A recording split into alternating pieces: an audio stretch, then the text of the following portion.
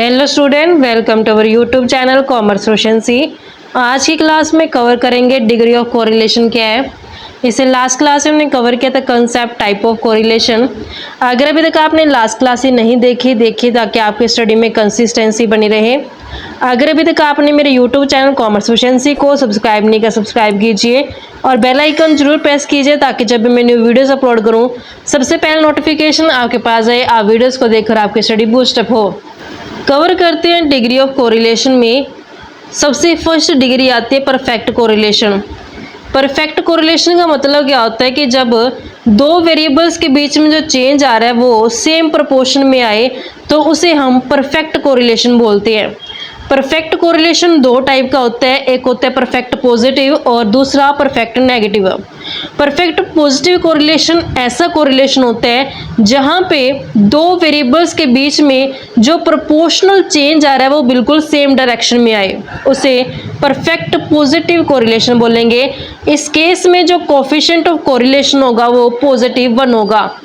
Perfect negative correlation ऐसा correlation जब दो वेरिएबल्स के बीच में जो चेंज आ रहा है उनका प्रोपोर्शनल चेंज बिल्कुल अपोजिट डायरेक्शन में है, यानी कि एक अप जा रहा है दूसरा डाउन जा रहा है, तो इस केस में जो कोफिशिएंट ऑफ कोरिलेशन होगा वो -1 होगा।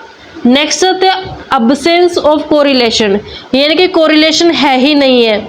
दो वेरिएबल्स के बीच में या दो सीरीज के बीच में कोई रिलेशन ही नहीं है।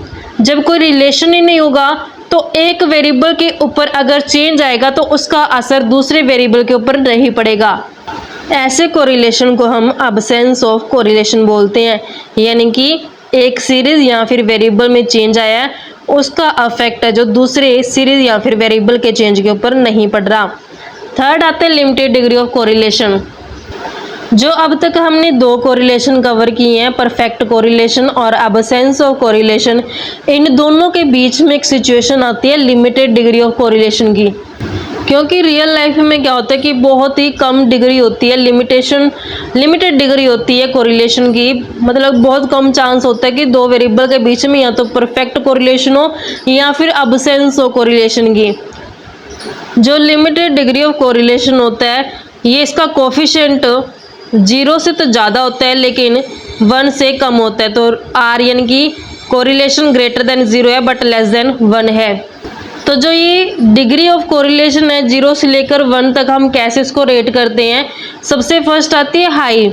जब कोरिलेशन दो सीरीज के बीच में बिल्कुल क्लोज है, एक दूसरे के बिल्कुल क्लोज कोरिलेशन है, तो इस केस में हाई डिग्री ऑफ कोरिलेशन पाई जाएगी।